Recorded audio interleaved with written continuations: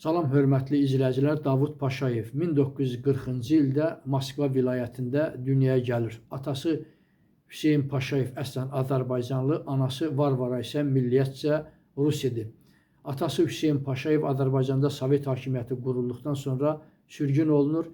Hüseyin Paşayev Moskvada milliyyətcə Rus olan Varvara ilə ailə həyatı qurur və dünyaya Davud Paşayev gəlir. Davud Paşayev orta məktəbi bitirdikdən sonra Ural Politexnik İnstitutunda mühəndis ixtisasına yiyələnir və oranı bitirdikdən sonra o dövrdə çox məşhur bir zavad olan, gəmiqayırma zavadı olan Sevmaşa usta kimi göndərilir. Bir müddətdən sonra yaxşı fəaliyyətinə görə sex rəisi olur.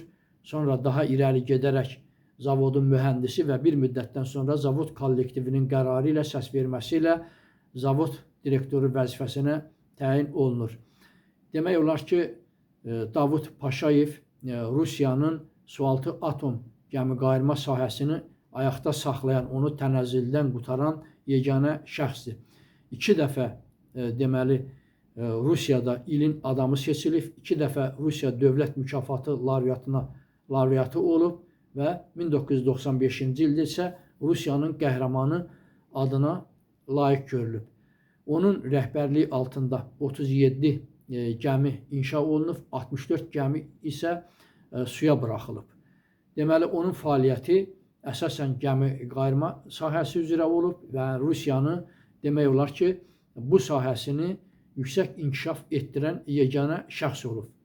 Həm də o dövrdə məşhur olan, dünyaca məşhur olan Sevmaş zavodunu deməli saxlamaqla bərabər həmin zavodun yerləşdiyi Severodinski şəhərini də saxlamağa nail olur. Çünki əhali oradan işsiz qalaraq tərk eləyə bilərdi.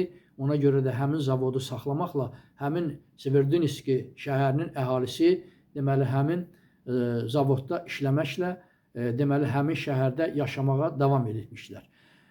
Davud Paşayev öz 60 illik yubileyini deməli Azərbaycanda keçirdir və öz ata-baba torpaqlarına, Qazaxa gedir, Daş Salahlı kəndinə gedir və vaxtilə o ailənin əlindən alınmış ata-baba mülkünü də geri qaytarmağa nail olur və 2010-cu ildə 70 yaşında dünyasını dəyişir. Allah rəhmət eləsin, kanalıma abunə olmağı unutmayın.